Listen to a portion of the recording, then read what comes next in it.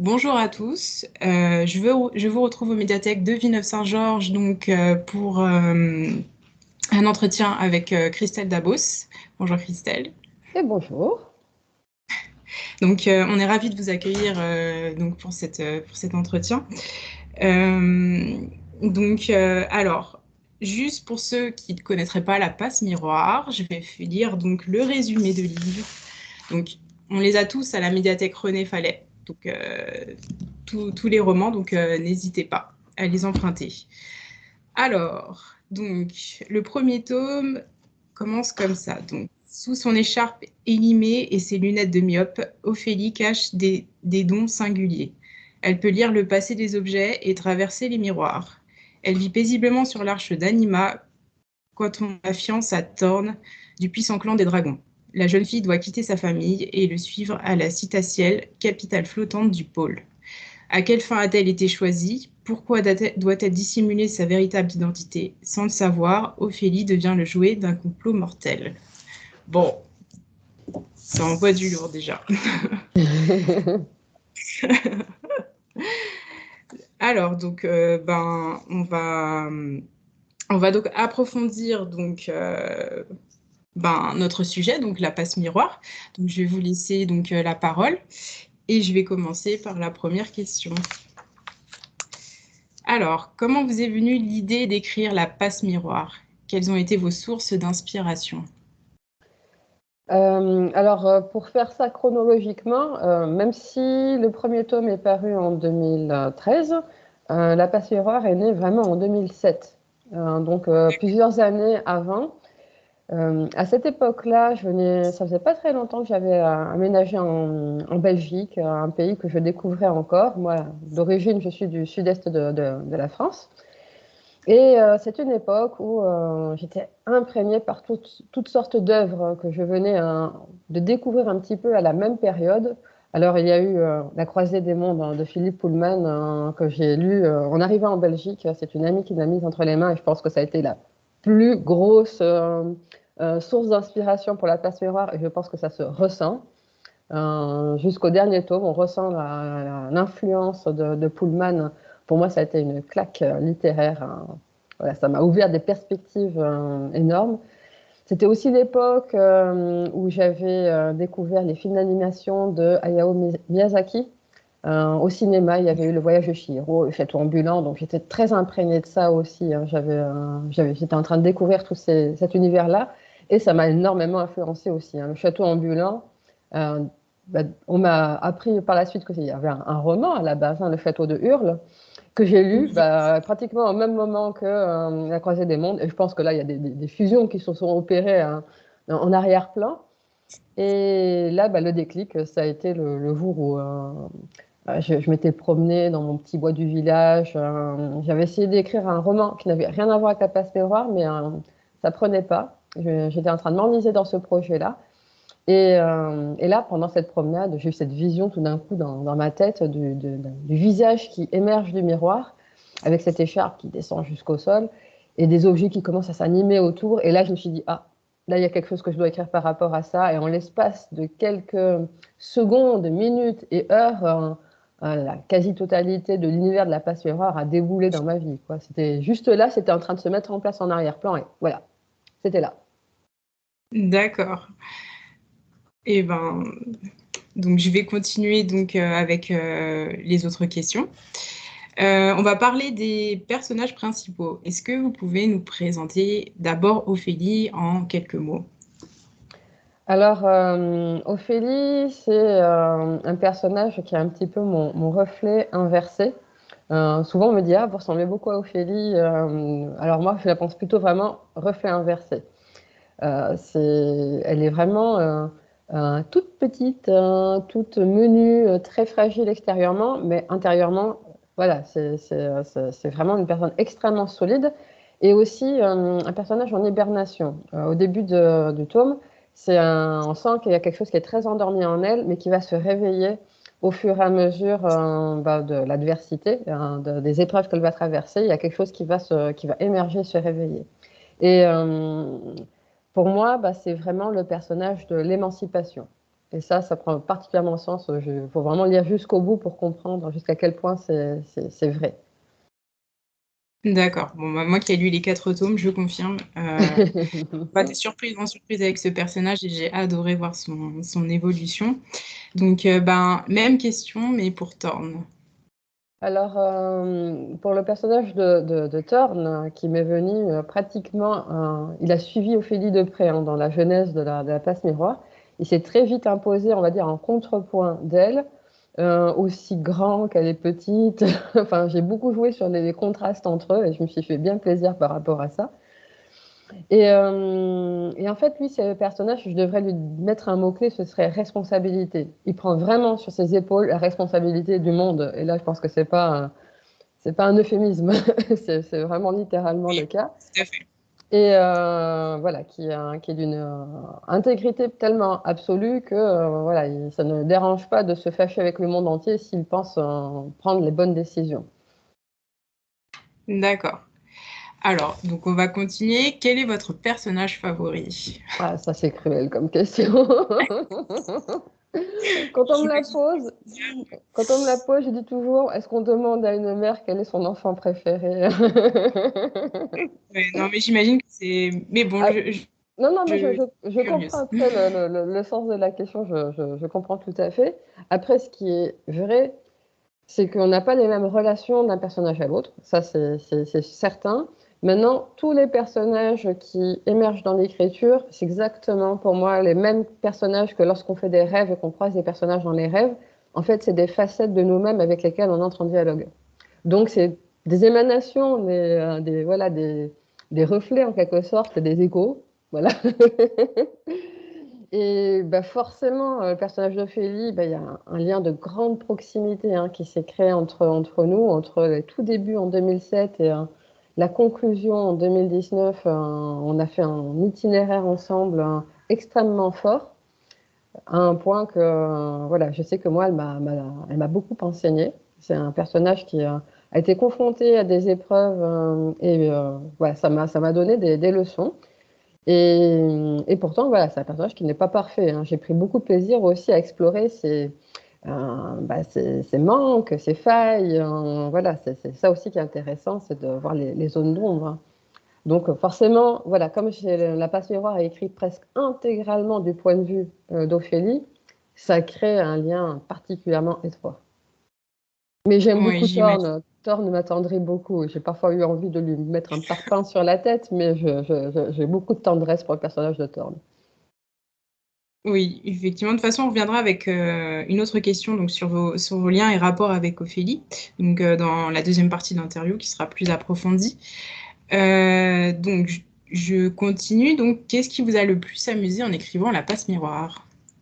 Alors ça, je dois dire qu'il y a une influence, alors qui n'est peut-être pas aussi forte que Philippe Pullman et les œuvres de Miyazaki, mais je dois quand même le souligner, c'est les Harry Potter de J.K. Rowling. Moi, ce que j'ai adoré dans les Harry Potter, c'est les révélations fracassantes qui, à chaque fois, je me disais, mais mince, tous les éléments étaient là, mais je les ai pas vus, j'ai pas su les interpréter, et du coup, à chaque fois, je tombais de ma chaise, quoi. Et je me suis dit, moi, je voudrais en écriture faire pareil. Je voudrais vraiment être capable de... Et le plaisir que j'ai pris à monter des intrigues en sachant donc quelles étaient les grandes révélations, moi, dans mon histoire, et à mettre parfois ici un petit indice qui avait l'air de rien en train de me dire voilà, j'espère que ça produira sur le lecteur le même effet que mince, c'était là, c'était sous mes yeux, j'ai pas interprété l'information correctement, et du coup, je suis passée à côté des indices qui préparaient pourtant la grande révélation. D'accord. Et effectivement, en relisant moi, La Passe Miroir, j'ai été très surprise parce qu'on a énormément d'indices dans le premier qui révèlent des choses déjà dans le pour plus tard. Du coup, c'était vraiment intéressant. Enfin, j'ai adoré. Moi. Donc, question suivante. Donc, quelle est votre arche favorite? Et si vous étiez une habitante de votre monde, de quelle arche seriez-vous? Alors bon, là, j'ai pas beaucoup à réfléchir. Anima, c'est vraiment. D'accord. En fait, je me suis inspirée de la Wallonie pour créer l'Arche d'Anima. La Wallonie en Belgique, bah, c'est mon pays d'adoption et de cœur. Donc, voilà, je pense qu'il y a beaucoup de Belges qui, en lisant le livre, ont reconnu la Wallonie et notamment le patois wallon. Je mets du wallon hein, dans le grand-oncle, le drôle de patois qu'il nous sort parfois, c'est du wallon. Donc voilà, moi j'ai un lien très fort avec l'Arche d'Anima. Bon, idéalement sans les doyennes qui sont quand même un peu pénibles, mais voilà, pour moi, ce Oui, serait mon arche idéale. d'accord.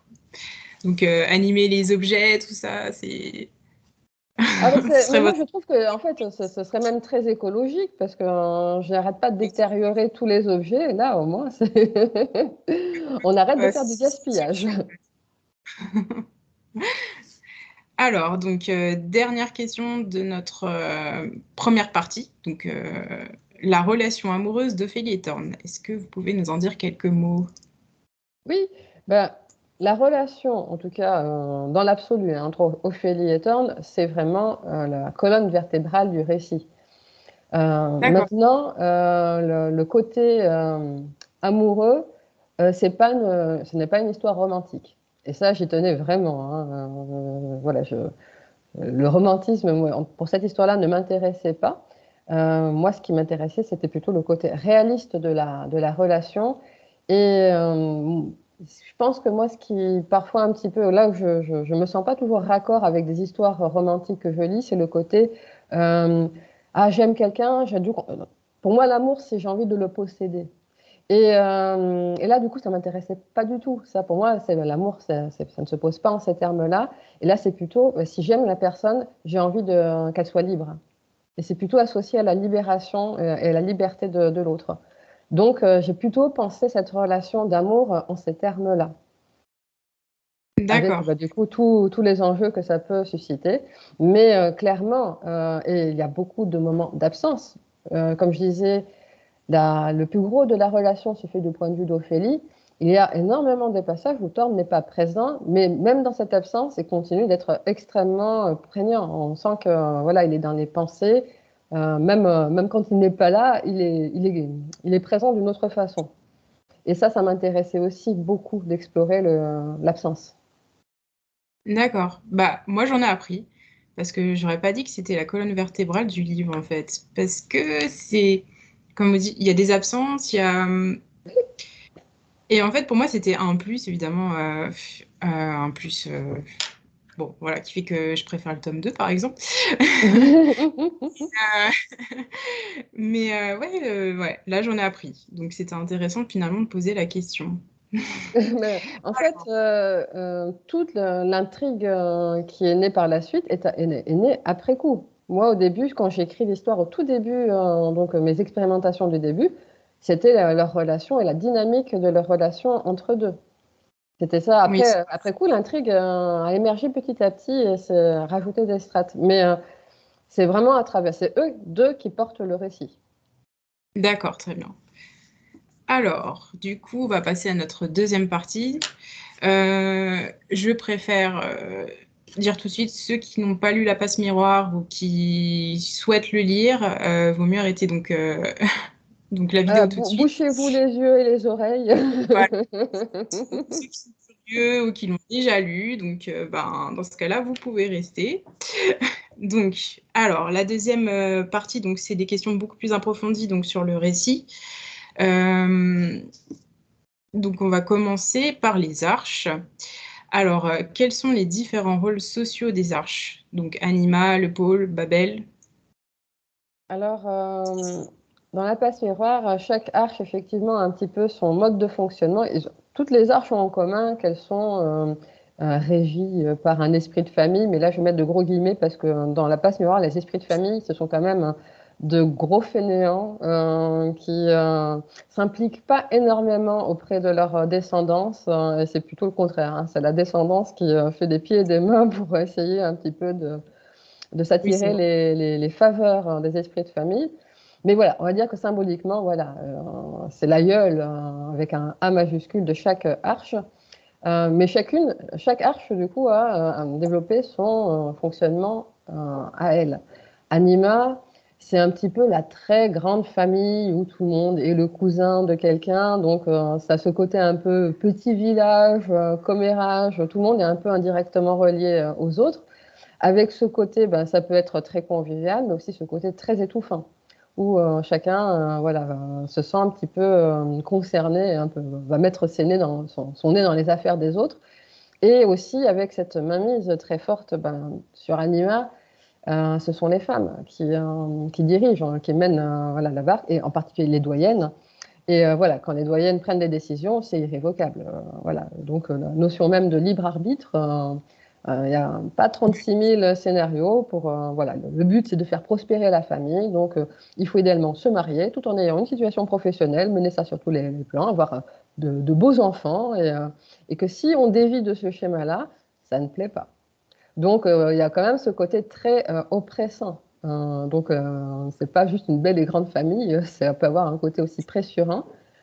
Après, Ophélie va découvrir le pôle, qui est une arche qui fonctionne assez différemment, où là, donc, on est dans une société nobiliaire, avec toute une aristocratie qui est totalement déconnectée des réalités du pôle. En fait, il y a cette citatielle qu'on voit sur la couverture. Donc, c'est une capitale flottante, mais en fait, voilà, c'est littéralement déconnecté du sol. La population, le pôle, c'est le reste. Les habitants, ils vivent pas le plus gros des habitants ne vivent pas dans la cité ciel. Donc, ils sont totalement dans leur bulle, ils sont dans leur monde, et pour eux, tout gravite autour donc, de l'esprit de famille Farouk. Et c'est à qui attirera ses faveurs, saura bien se faire voir de lui et aura des privilèges pour son petit intérêt personnel ou celui de son clan. Et là, du coup, j'ai exploré un autre, on va dire, un autre mode de fonctionnement. Je me suis bien inspirée pour le pôle de la cour de Versailles de Louis XIV. Ça, je pense qu'on sent bien, bien cette influence-là. Avec aussi le système des favorites aussi, qui veulent au pôle, les femmes n'ont aucun pouvoir décisionnel. C'est le contraire de sur Anima.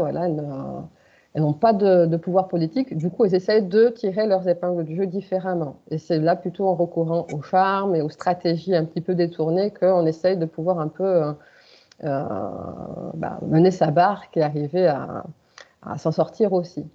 On est beaucoup plus dans la survie. Au pôle, c'est vraiment une question de vie ou de mort parfois. Et avec l'Arche de Babel, je me suis dit, histoire de ne pas faire redondance avec les deux autres arches, je me suis dit, là, je vais partir sur un truc complètement différent, où là, on est vraiment sur, en fait, ces deux esprits de famille jumeaux, Pollux et Hélène.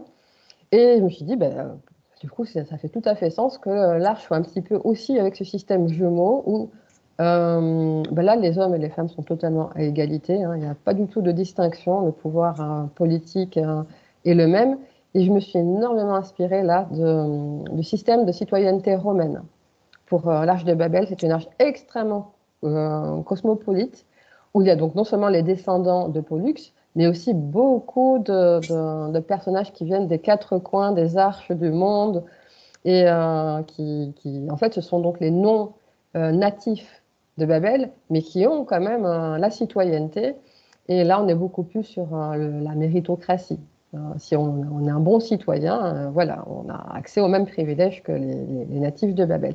Ça, en tout cas, c'est dans l'idéal. Sauf qu'on voit qu'en cas de crise, comme ça va être le cas particulièrement donc au début du quatrième tome, je ne vais pas trop spoiler, mais voilà, il y a une situation de crise au début du quatrième tome c'est là qu'on voit que l'équilibre, à quel point il est délicat.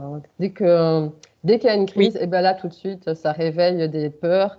Et l'étranger, l'étranger, il y a ceux qui sont légitimes à être sur le territoire et ceux qui ne le sont plus. Ouais. Du coup, parce que je suis curieuse, vous avez créé beaucoup d'arches. Pourquoi avoir choisi...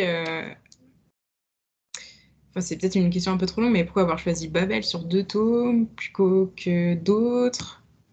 Alors, j'ai beaucoup, beaucoup de lecteurs, de lectrices qui me disent « Ah, mais moi, je pensais qu'il y aurait un tome par arche. Non, non, non, c'était pas du tout prévu depuis le début. » En fait, la vraie question, finalement, c'est pourquoi est-ce qu'il y a autant d'arches si j'en explore finalement véritablement que 3 à fond.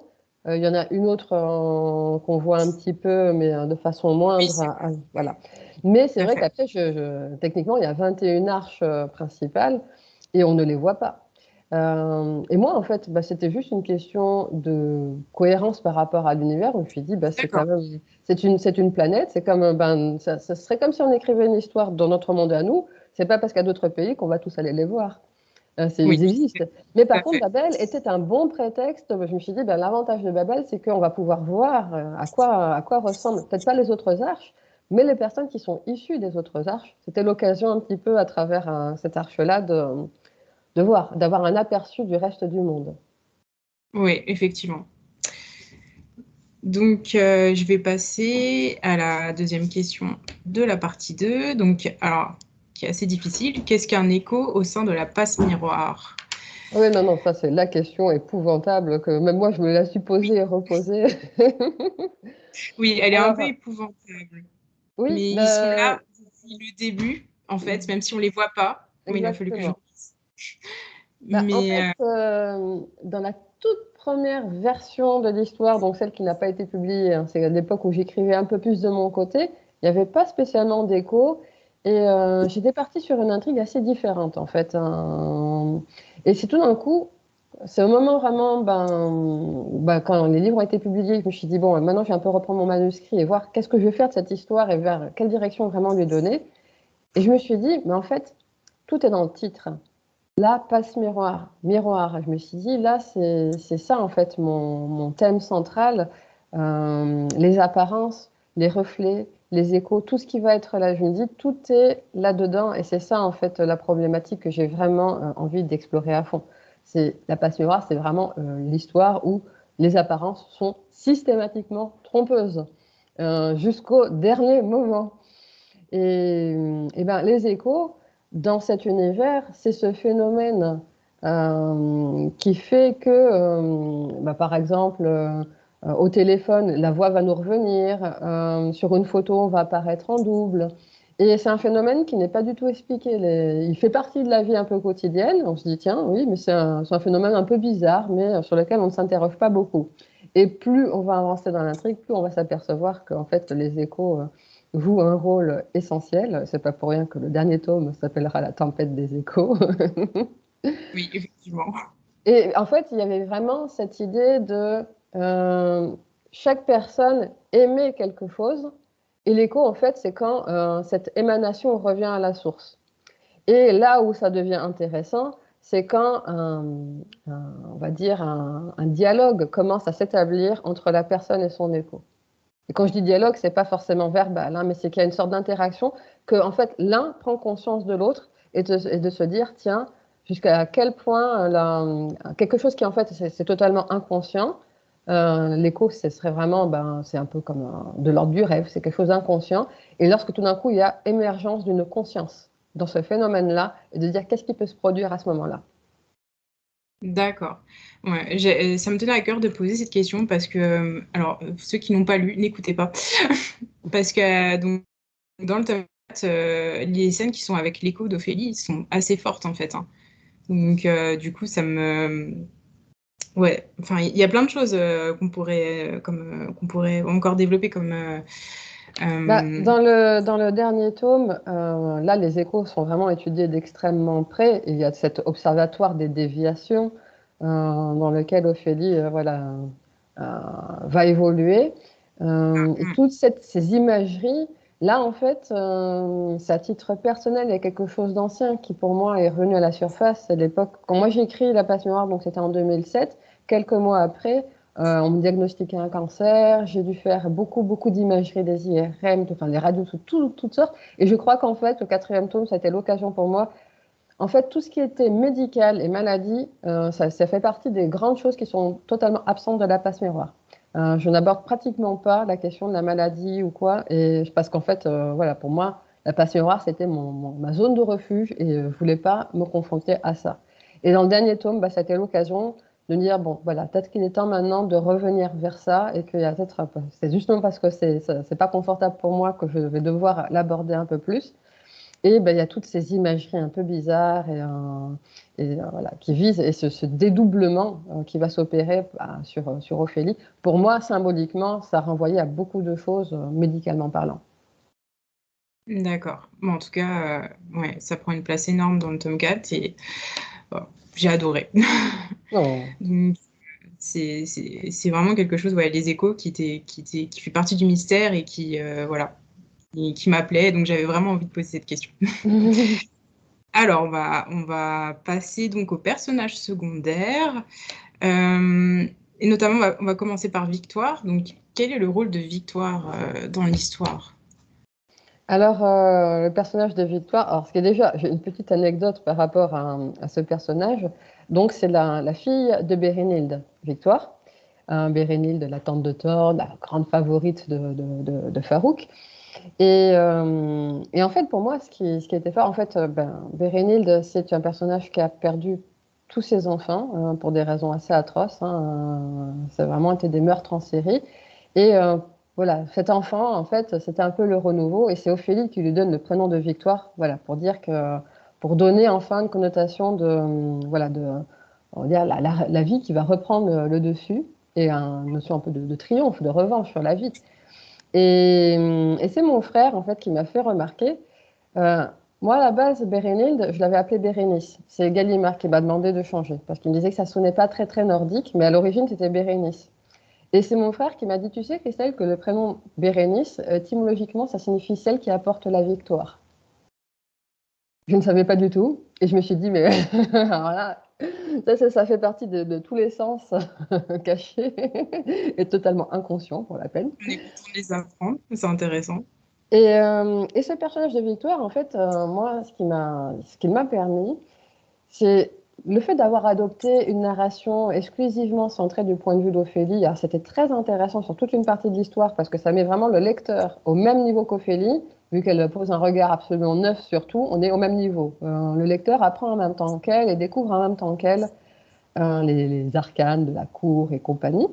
Mais j'ai eu la limite de cette narration-là. C'est quand l'histoire a commencé à prendre de l'ampleur et qu'il y a des actions qui se sont déroulées, mais qui étaient dans l'angle mort d'Ophélie, qui est des choses dont on n'était pas au courant. Je me suis dit, oui, mais là, ça devient important que le lecteur sache qu'est-ce qui se passe pendant ce temps-là ailleurs. Et je me suis dit, il me faut un autre personnage, un point de vue qui va compléter celui d'Ophélie pour nous donner un aperçu de ce qui se passe. Et très rapidement, mon choix s'est porté sur Victoire. Avec cette petite challenge, je veux dire, alors c'est le point de vue d'une très jeune enfant qui du coup ne va pas forcément pouvoir interpréter ce qu'elle voit intellectuellement, mais je vais devoir vraiment enfin me mettre moi à son niveau de ressenti et trouver les mots pour exprimer ça. Donc, sur le point de vue de l'écriture, c'était très intéressant.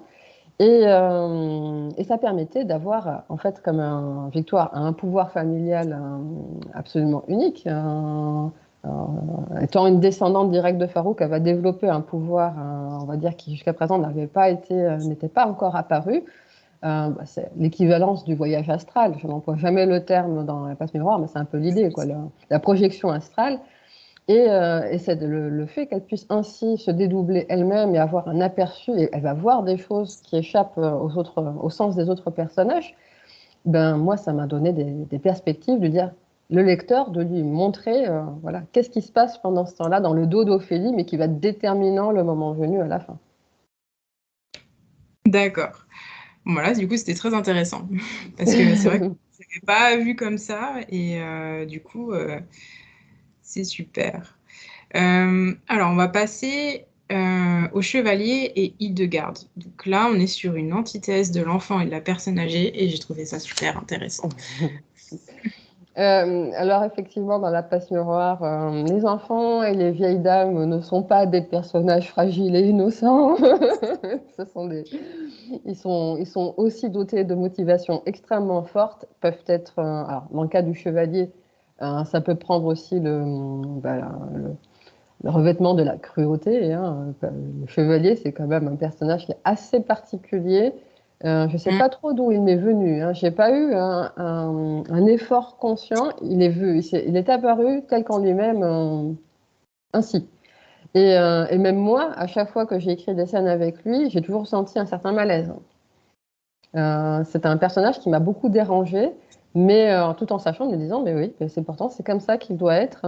Et c'est ce contraste entre l'enveloppe du très jeune, voilà, le petit bombin un petit peu joufflu avec ses petites bouclettes, et intérieurement qui est capable d'énormément de moyens retors pour bah, parvenir à ses fins, et c'est surtout donner du sens à sa vie. Lui aussi se pose la question du sens qu'il veut donner. C'est quand même un enfant qui a perdu aussi ses parents dans des circonstances pas faciles.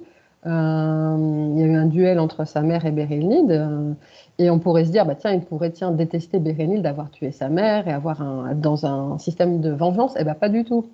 Bérénilde va devenir sa mère de substitution symbolique, et avoir une relation très très ambivalente avec elle. Mais voilà, il s'est autoproclamé son chevalier, et pour lui, c'est ce qui donne du sens à sa vie, à sa survie, j'ai envie de dire.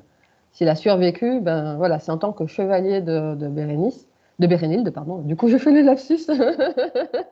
Le vieux nom revient. De Bérénilde.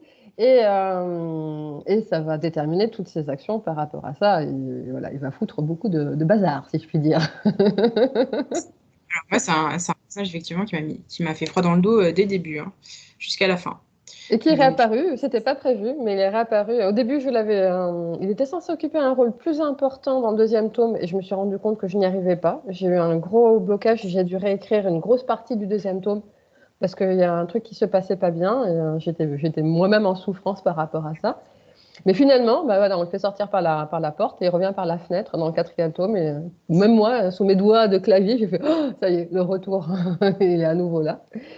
Et le personnage de la mère Hildegarde, qui est aussi un personnage assez haut en couleur.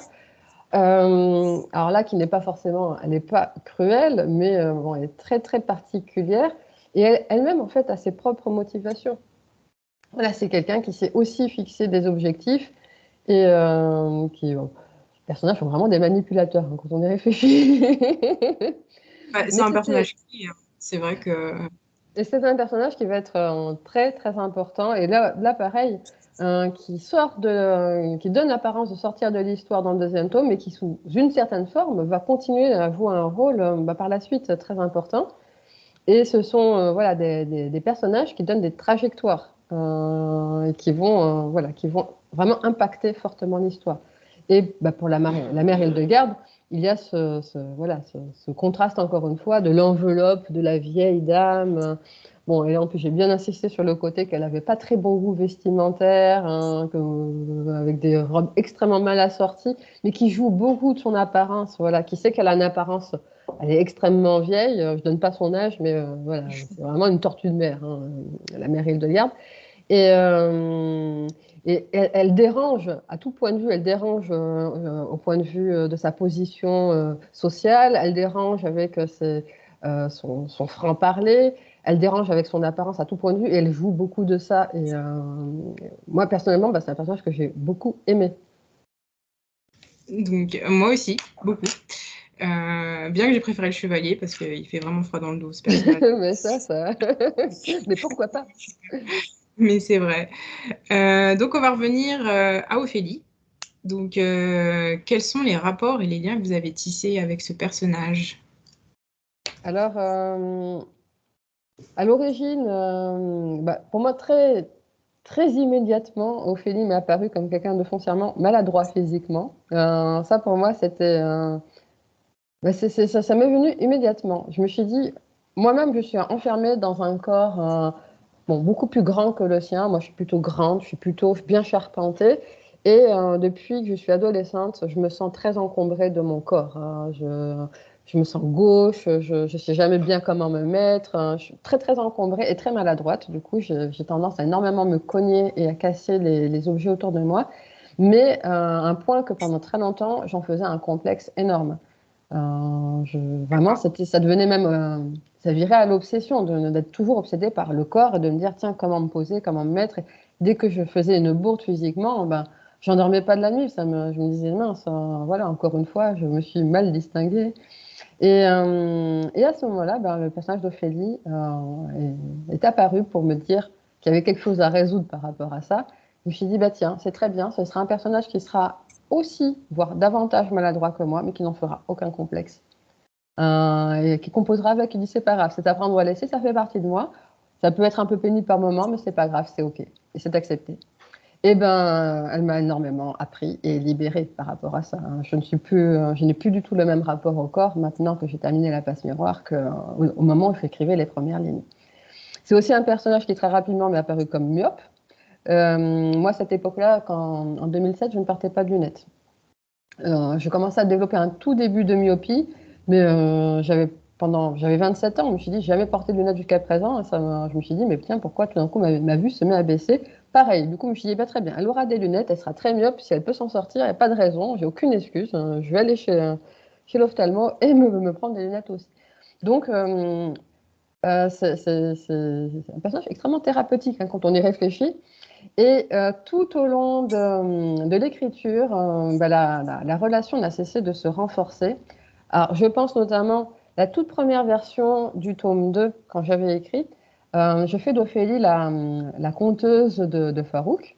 Dans la première version, bah oui, c'est quelque chose qui se faisait dans l'intimité. Voilà, elle rejoint Farouk dans ses appartements, elle lui raconte des histoires, et c'était un peu comme les contes de Scheherazade, quoi. C'était un petit peu de cet ordre-là.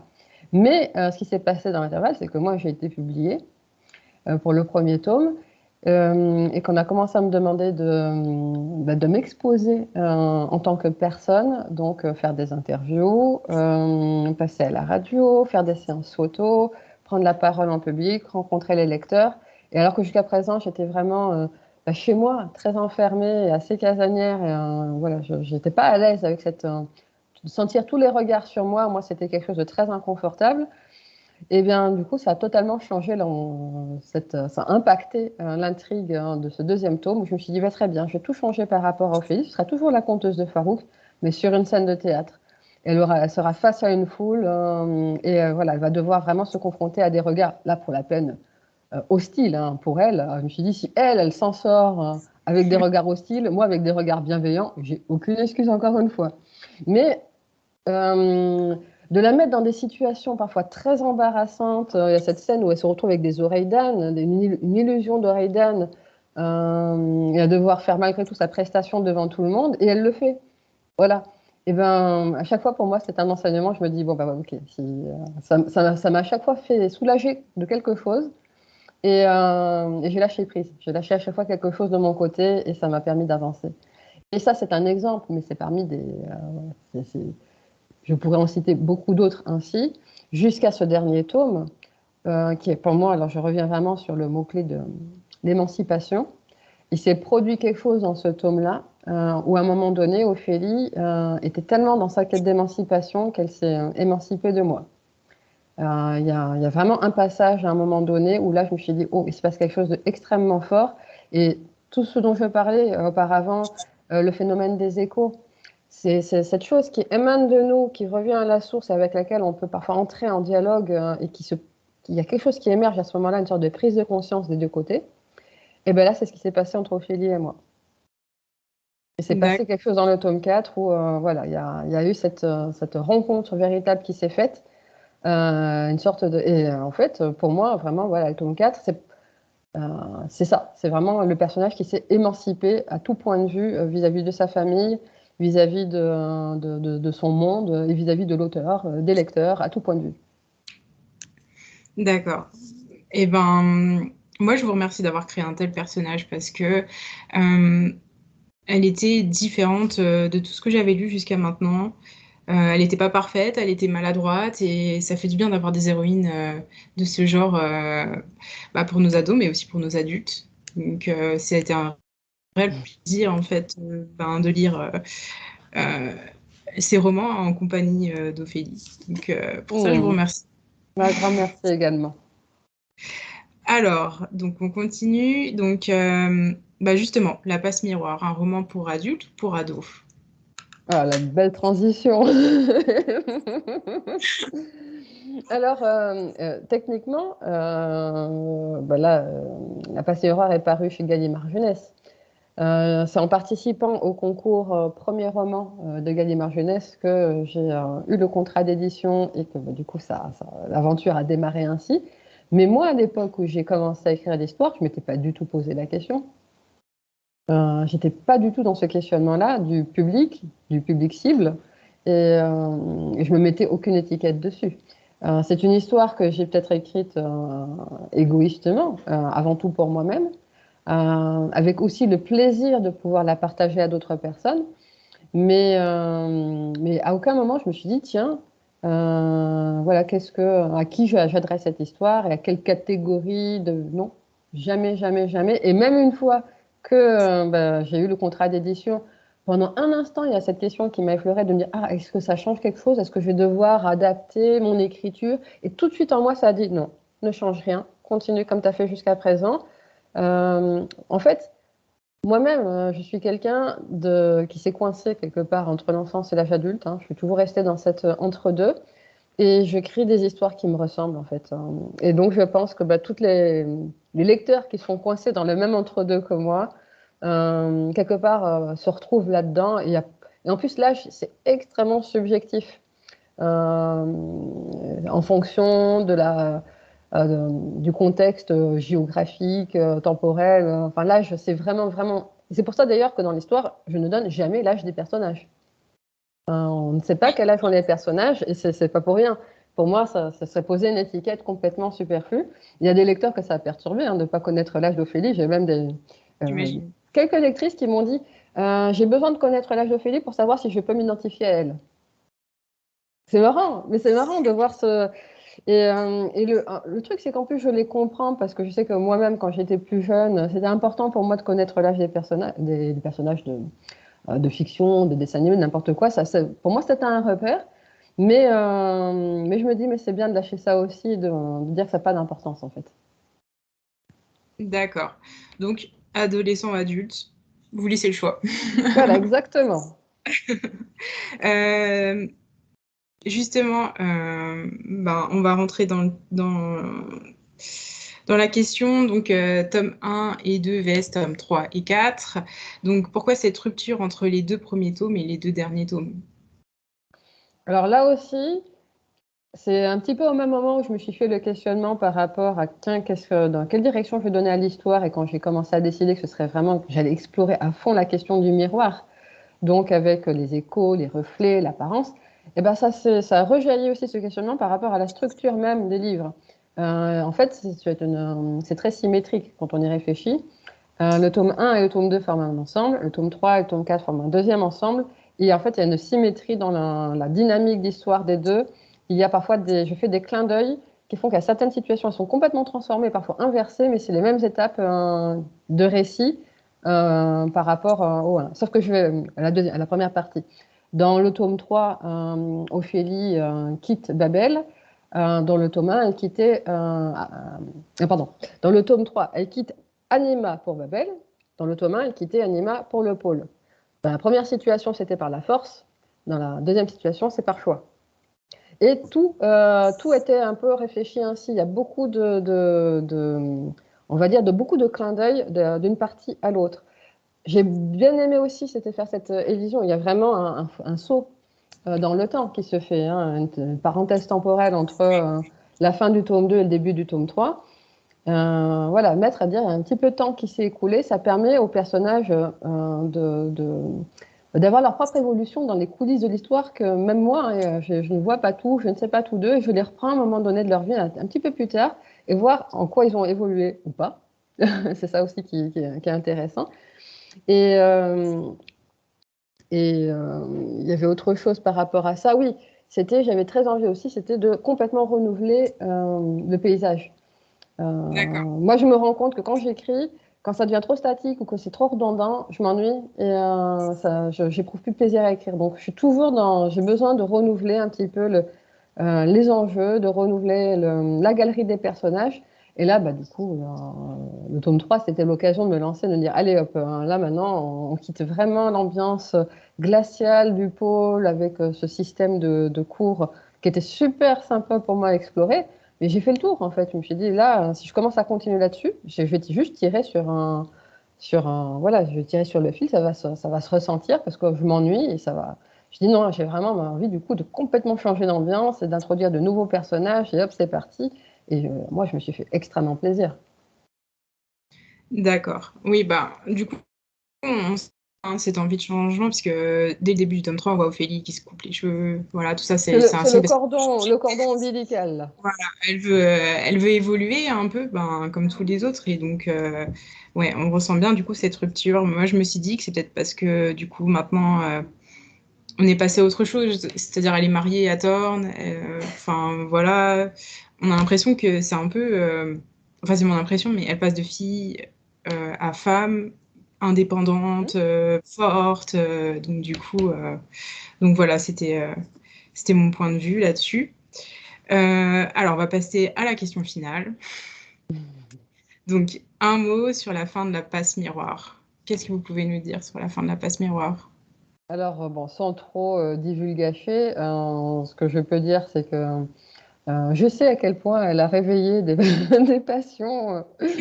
Alors, Oui, quand je dis passion, c'est vraiment dans le sens très absolu, hein. Là, j'ai vraiment eu toutes les émotions, toutes les couleurs de l'arc-en-ciel, hein, chez les lecteurs.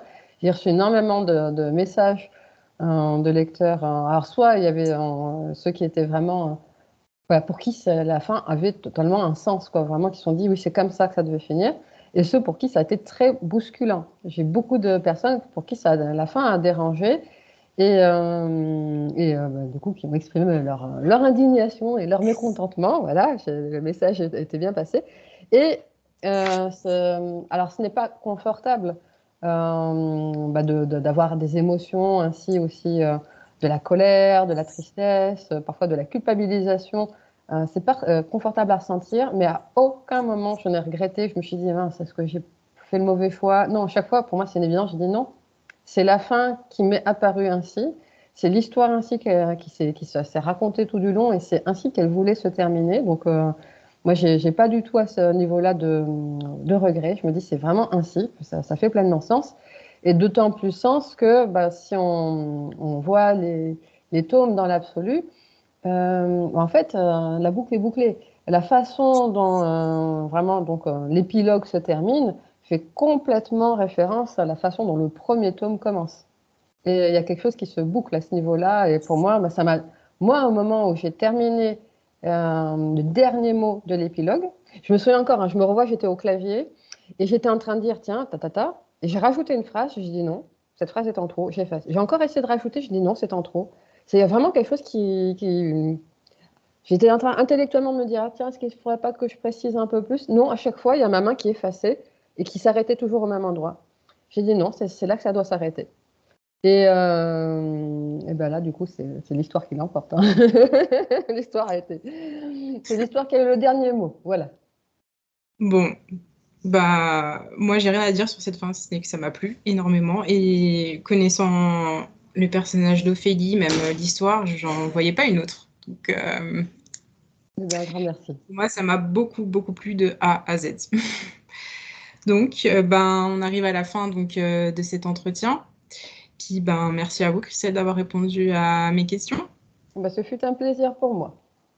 Et donc, on vous retrouve donc pour 2 ateliers d'écriture donc aux médiathèques donc Jean Ferrat, donc le 4 décembre, donc 10 heures pour les adultes et 15 heures pour les ados.